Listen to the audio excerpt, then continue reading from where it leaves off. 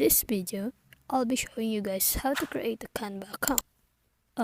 Canva account is free and it is a graphic design platform which helps you to design anything for your social media accounts, like for YouTube, Twitter, and so on.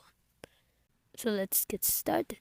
First, go to canva.com right here, and then if you are here for the first time, click this button sign up at the top right corner of the website.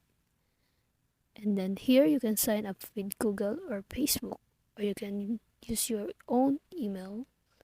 So I'll go ahead and choose this own email, and then here just enter your email address, first and last name.